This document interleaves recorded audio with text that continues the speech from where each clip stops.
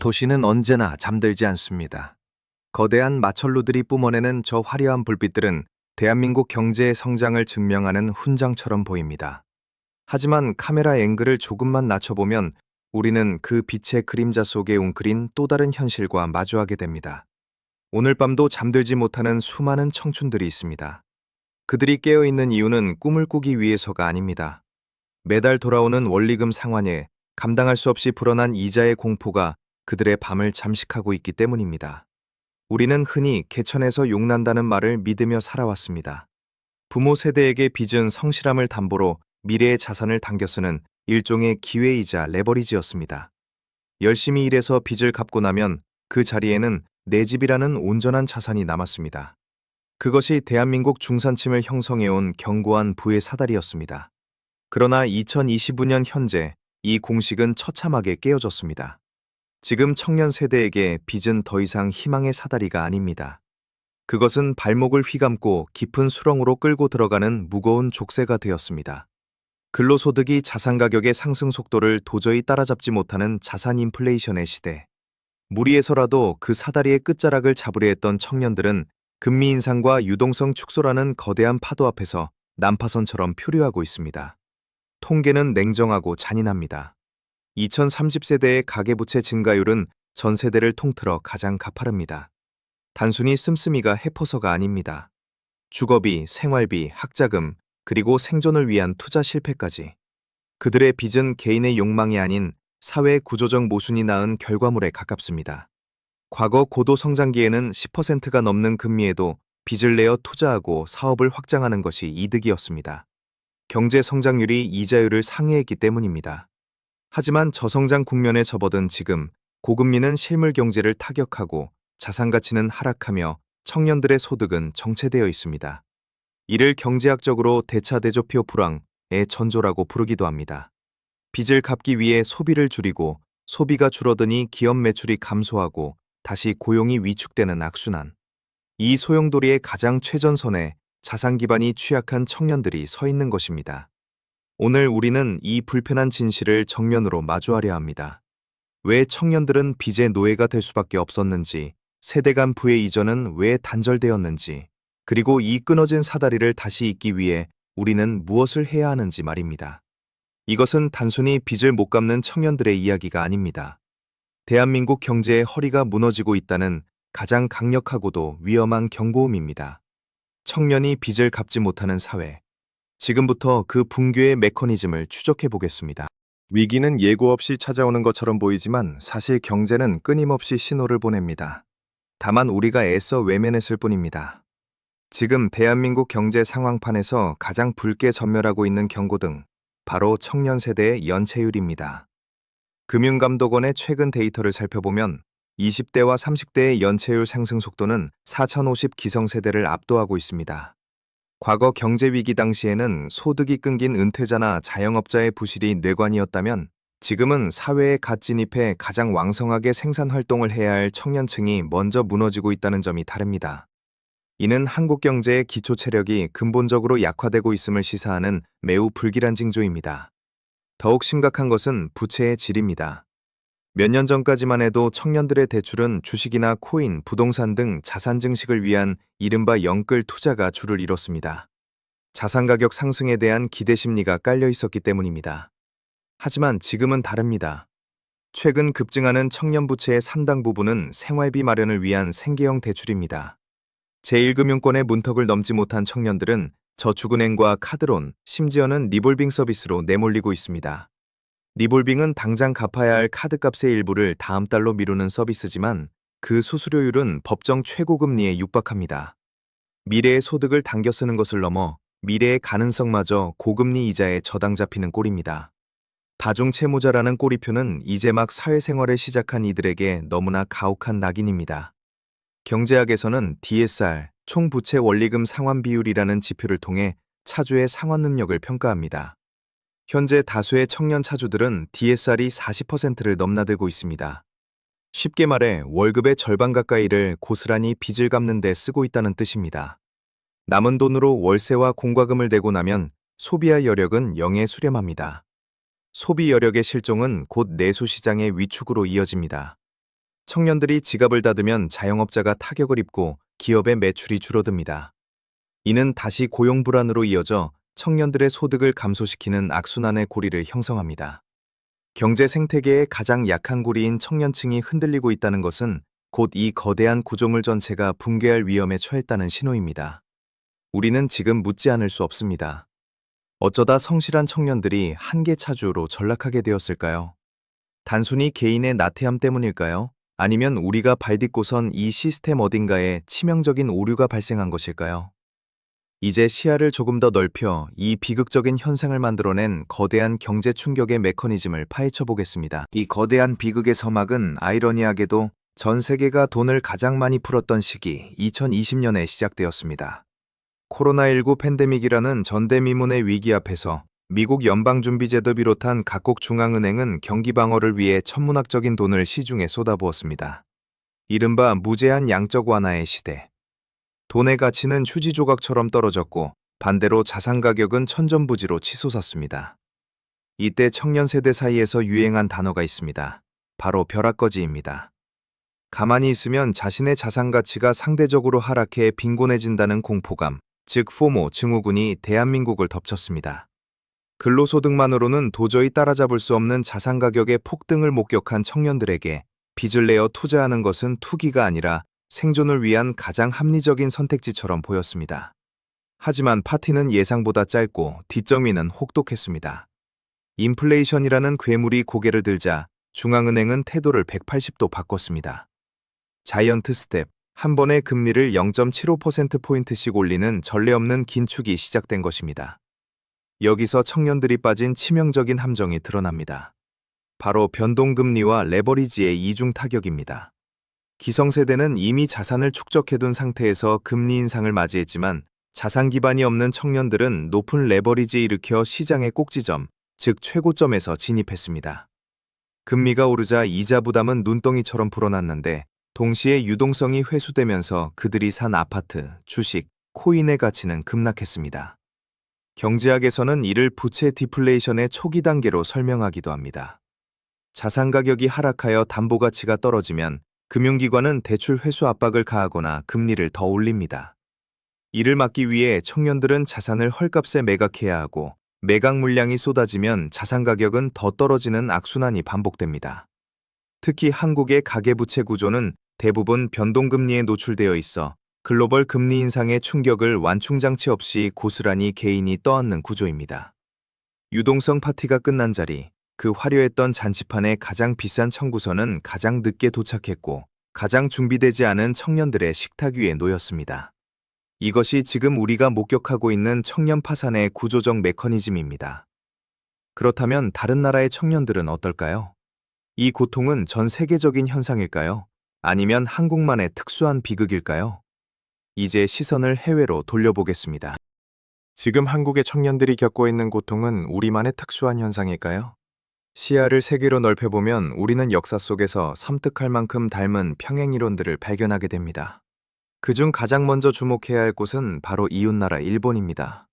1990년대 초 일본의 부동산과 주식 거품이 붕괴하면서 시작된 잃어버린 30년. 당시 일본 청년들은 자산 가치 하락과 장기 불황을 온몸으로 받아내야 했습니다. 그 결과 탄생한 것이 바로 사토리 세대입니다. 돈을 벌어도 소비하지 않고 연애와 결혼, 내 집 마련을 포기한 채 현실에 안주하는 그들의 모습은 오늘날 한국의 M4 세대와 쌍둥이처럼 닮아 있습니다. 미처드쿠 노무라 종합연구소 수석 이코노미스트가 지적한 대차대조표 불황이 일본 사회 전체의 활력을 어떻게 앗아갔는지 우리는 목격했습니다. 중국의 상황도 심상치 않습니다. 최근 중국 청년들 사이에서는 탕핑주의가 확산되고 있습니다. 헝다그룹 사태로 촉발된 부동산 위기와 극심한 취업난 속에서 치열한 경쟁 대신 최소한의 생존만을 택하는 소극적 저항입니다. 국가의 고성장이 멈추고 자산 양극화가 극에 달했을 때 청년 세대가 느끼는 무력감은 국경을 초월하여 비슷한 양상으로 나타납니다. 유럽의 병자로 불렸던 그리스와 이탈리아 역시 마찬가지입니다. 국가 부채 위기가 닥쳤을 때 정부는 긴축 재정을 펼쳤고 그 고통의 분담은 고스란히 청년 실업률 폭등으로 이어졌습니다. 부모 세대보다 가난해진 첫 번째 세대의 탄생. 이는 전 세계적인 저성장 기조가 만들어낸 우울한 자화상입니다. 하지만 한국의 상황은 이들 국가보다 더 위험한 뇌관을 안고 있습니다. 2008년 서브프라임 모기지 사태를 겪은 미국은 이후 가계부채를 강제로 줄이는 디레버리징 과정을 거쳤습니다. 일본의 버블 붕괴는 주로 기업 부채의 문제였습니다. 반면 한국은 GDP 대비 가계부채 비율이 세계 최고 수준인데다 그 부채의 질이 매우 악성입니다. 대부분의 선진국이 장기 고정금리로 주택담보대출을 운용하여 금리 인상기에도 가계의 충격을 완화하는 반면 한국은 변동금리 비중이 높아 금리 충격이 즉각적으로 차주에게 전가됩니다. 또한 전세제도라는 한국만의 독특한 사금융 시스템이 갭투자와 맞물려 부동산 가격 하락 시 보증금 미반환이라는 연쇄적인 신용위기를 불러올 수 있습니다. 세계적인 잃어버린 세대의 흐름 속에 서 있지만 한국 청년들은 그 중에서도 가장 얇은 안전망 위에서 가장 무거운 짐을 지고 있는 셈입니다. 이 위태로운 현실이 한국 경제 전반에 어떤 파급 효과를 미치게 될지 이제 그 충격의 파장을 분석해 보겠습니다. 청년의 빚은 단순히 한 개인의 불행으로 끝나지 않습니다. 경제학적 관점에서 볼 때 2030세대는 한 국가의 경제를 돌리는 가장 강력한 엔진이자 미래의 소비 주체입니다. 그런데 이 엔진이 과도한 부채라는 모래 아래 막혀 멈춰서고 있습니다. 청년 세대의 부실은 실물 경제로 전이되어 대한민국 경제의 심장을 직접적으로 겨누고 있습니다. 가장 즉각적인 충격은 소비 절벽입니다. 소득의 절반 이상을 원리금 상환에 쏟아부어야 하는 청년들에게 소비는 사치가 되었습니다. 한국은행의 분석에 따르면 부채 비율이 높은 가구일수록 소비 성향은 급격히 낮아집니다. 청년들이 지갑을 닫으면 내수 시장이 얼어붙고 이는 자영업자의 몰락과 기업의 투자 위축으로 이어집니다. 돈이 돌지 않는 경제, 이른바 돈맥경화 현상이 심화되는 것입니다. 더욱 치명적인 영향은 대한민국의 존립 자체를 위협하는 인구 통계학적 재앙과 맞닿아 있습니다. 전문가들은 청년 부채가 세계 최저 출산율 0.7명대의 가장 직접적인 원인 중 하나라고 지목합니다. 빚더미에 앉은 청년에게 결혼은 불가능한 미션이고 출산은 상상조차 할 수 없는 공포입니다. 빚은 가장 강력한 피임약이다. 어느 사회학자의 말처럼 경제적 불안정성은 가족을 구성하려는 인간의 본능마저 거세해버렸습니다. 생산 가능 인구의 감소는 잠재 성장률 하락으로 직결되며 이는 국민연금 고갈 시점을 앞당기고 세대 간 갈등을 증폭시키는 거대한 사회적 비용을 유발합니다. 우리는 지금 빚 때문에 미래의 납세자와 노동자를 잃어버리고 있는 셈입니다. 부동산 시장과 금융 시스템의 리스크도 무시할 수 없습니다. 지난 수십 년간 대한민국 부동산 시장을 떠받쳐온 부동산 불패 신화는 끊임없이 새로운 매수자가 유입된다는 전제하에 가능했습니다. 하지만 빚에 짓눌린 청년 세대가 더 이상 마지막 매수자 역할을 할 수 없게 된다면 어떻게 될까요? 수요가 실종된 부동산 시장은 장기 침체에 빠질 수밖에 없고 이는 건설사들의 PF, 부실로 이어져 금융권 전체를 뒤흔들 수 있습니다. 특히 청년층 대출 비중이 높은 인터넷은행과 저축은행, 카드사들의 건전성은 이미 빨간불이 켜진 상태입니다. 청년 차주의 도미노 파산은 금융 시스템의 붕괴를 알리는 첫 번째 타일이 될 수 있다는 경고를 우리는 결코 가볍게 여겨선 안 됩니다. 소비가 죽고 인구가 줄고 자산 시장이 흔들립니다. 청년 부채 문제는 이제 경제 지표상의 숫자를 넘어 한국 경제의 지속 가능성을 묻는 생존의 문제가 되었습니다. 그렇다면 이 위기 앞에서 컨트롤 타워인 정부와 중앙은행은 어떤 카드를 쥐고 있을까요? 과연 이 복잡하게 얽힌 실타래를 풀 해법은 존재하는 것일까요? 이 거대한 부채의 파도 앞에서 대한민국 경제의 키를 쥔 정부와 중앙은행은 깊은 딜레마에 빠져 있습니다. 한국은행의 입장은 그야말로 진퇴양난입니다. 물가를 잡고 환율을 방어하기 위해서는 미국을 따라 기준금리를 높은 수준으로 유지해야 합니다. 하지만 금리를 올릴 때마다 빚더미에 앉은 청년 차주들의 비명은 커져만 갑니다. 물가 안정과 금융 안정이라는 두 마리 토끼가 서로 정반대 방향으로 뛰고 있는 형국입니다. 결국 중앙은행은 금리 인상 사이클을 멈추고 관망세를 유지하는 선택을 했지만 이는 근본적인 해결책이 아닙니다. 미국과의 금리 격차는 여전히 자본 유출의 위험을 안고 있으며 고금리 기조가 장기화되는 것만으로도 한계 차주들은 서서히 말라 죽어가고 있기 때문입니다. 정부는 급한 불을 끄기 위해 각종 연착륙 대책을 내놓았습니다.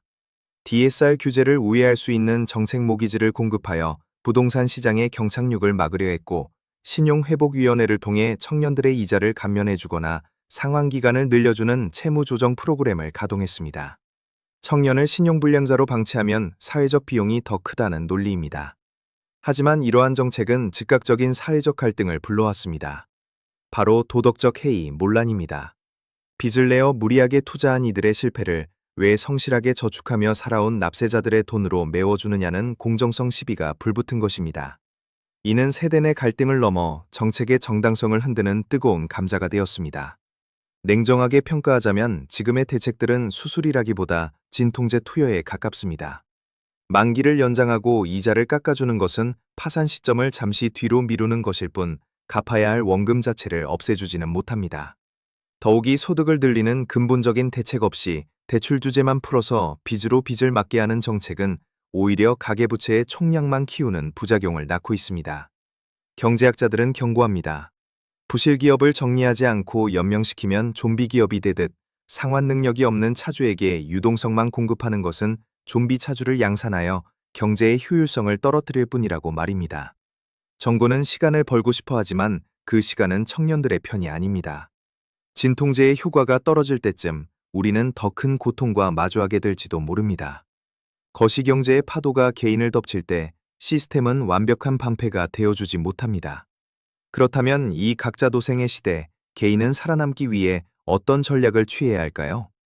이제 마지막으로 냉철한 생존 해법을 모색해 보겠습니다. 정부의 대책은 미봉책에 그치고 거시경제의 파도는 잦아들 기미가 보이지 않습니다. 이제 인정해야 할 냉혹한 현실이 있습니다. 국가가 나를 구해주지 않을 수도 있다는 사실입니다. 유동성의 파티가 끝난 각자 도생의 시대, 개인에게 필요한 것은 막연한 희망이 아니라 생존을 위한 냉철한 전략 수정입니다. 첫 번째 전략은 고통스럽지만 필수적인 디레버리징, 즉 부채 축소입니다. 과거 저금리 시대에는 빚을 내어 자산을 사는 것이 부의 지름길이었지만 고금리 시대의 빚은 자산을 갉아먹는 암세포와 같습니다. 지금은 수익률을 쫓을 때가 아니라 생존 확률을 높여야 할 때입니다. 가지고 있는 자산 중 현금화가 가능한 것은 과감히 매각하여 대출 원금을 줄여야 합니다. 특히 신용대출이나 카드론 같은 고금리 악성 부채는 최우선적으로 삼환해야 합니다. 이는 투자가 실패했음을 인정하는 패배가 아니라 더 큰 파산을 막기 위한 전략적 후퇴입니다. 두 번째는 자산 가치보다 현금 흐름에 집중하는 것입니다. 인플레이션 시기에는 자산 가격의 변동성이 커집니다. 내가 가진 아파트나 주식의 평가액이 얼마인지는 중요하지 않습니다. 당장 이번 달 이자를 낼 현금이 없다면 그 자산은 내 것이 아니기 때문입니다. 경제 위기 시 기업들이 가장 먼저 하는 일이 현금 확보이듯 가계 역시 유동성 확보를 최우선 순위에 두어야 합니다. 고정 지출을 극단적으로 줄이고 비상 예비 자금을 확보하여 외부 충격에도 적어도 6개월은 버틸 수 있는 방파제를 쌓아야 합니다. 화려한 투자 기술보다 지루한 저축의 힘이 빛을 발하는 시기가 바로 지금입니다. 마지막이자 가장 중요한 전략은 바로 인적 자본에 대한 투자입니다. 자산 시장이 무너지고 화폐 가치가 변해도 경기 침체기에 유일하게 가치가 훼손되지 않는 자산은 바로 나 자신의 노동 가치입니다. 지금은 무리하게 빚을 내어 자본소득을 노리기보다 근로소득을 유지하고 강화하는 데 집중해야 합니다. 새로운 기술을 배우고 업무 역량을 키워 나의 몸값을 높이는 것. 그것이 가장 확실한 해지 수단입니다. 워런 버핏은 인플레이션 시대 최고의 투자는 자기 자신에게 하는 투자라고 말했습니다. 내가 벌어들이는 근로소득이 튼튼한 현금 채굴기가 되어줄 때 우리는 비로소 이 긴 불황의 터널을 건널 체력을 얻게 됩니다. 대박을 노리는 한탕의 시대는 저물었습니다. 이제는 티끌을 모아 태산을 지키는 축적의 시간입니다. 지루하고 느려 보이지만 이것만이 무너진 사다리 아래서 다시 일어설 수 있는 유일하고도 확실한 길입니다. 이제 긴 여정을 마무리하며 우리 사회가 나아가야 할 방향에 대해 마지막 제언을 드리고자 합니다. 우리는 지금까지 청년 부채라는 프리즘을 통해 대한민국 경제의 가장 아픈 환부를 들여다보았습니다. CDS 프리미엄이 뛰고 가계 신용지표가 역대 최고치를 경신한다는 뉴스 뒤에는 밤새 잠 못 이루고 계산기를 두드리는 수백만 명의 청춘이 있었습니다. 숫자는 거짓말을 하지 않지만 숫자가 모든 진실을 말해주지도 않습니다. 이 차가운 통계 그래프 너머에 존재하는 것은 바로 상실된 희망에 관한 이야기입니다. 빚을 갚지 못하는 사회, 이것은 단순히 돈의 문제가 아닙니다. 그것은 한 사회가 다음 세대에게 약속했던 성실하면 잘 살 수 있다는 신뢰, 그 사회적 계약이 파기되었음을 의미합니다. 부의 사다리가 끊어진 자리에서 청년들이 느낀 좌절감은 우리 경제의 역동성을 갉아먹고 미래의 잠재력을 소멸시키는 가장 큰 비용이 될 것입니다. 1997년 IMF 외환위기 당시 우리 부모 세대는 장롱 속의 금반지를 꺼내며 국가적 위기를 함께 극복했습니다. 하지만 2022평년의 위기 앞에서 청년들에게 요구되는 것은 금반지가 아닙니다. 그들에게는 내놓을 금반지조차 없기 때문입니다. 지금 우리 사회에 필요한 것은 청년들의 각자 도생을 방관하는 것이 아니라 무너진 사다리 옆에 튼튼한 계단을 놓아주는 구조적 결단입니다. 단순히 빚을 탕감해주는 시혜적 조치를 넘어 양질의 일자리를 통해 소득 기반을 확충하고 투기적 자산 시장이 아닌 땀 흘린 노동이 존중받는 경제 생태계를 복원해야 합니다. 유동성이라는 마약에 취해 우리가 잠시 잊고 있었던 경제의 본질, 즉 가치 창출로 돌아가야 할 때입니다. 빚은 미래의 소득을 당겨 쓰는 것이지만 청년은 그 자체로 대한민국의 미래입니다. 미래가 현재의 빚에 짓눌려 질식하게 내버려둔다면 이 나라 경제에 내일은 없습니다. 청년 여러분, 지금 겪고 있는 이 고통스러운 디레버리징의 터널은 분명 끝이 있습니다. 비록 고성장의 화려한 축제는 끝났고 부의 축적 속도는 더뎌졌지만 거품이 꺼진 단단한 땅 위에서 다시 시작할 기회는 반드시 옵니다. 이제 마지막 질문을 던지며 다큐멘터리를 마칩니다. 우리는 청년들에게 빚더미를 물려준 무책임한 선배 세대로 기록될 것인가? 아니면 끊어진 사다리를 다시 잇고 공정한 기회의 땅을 물려준 세대로 기억될 것인가? 선택은 이제 우리 모두의 몫으로 남겨졌습니다. 시청해주셔서 감사합니다.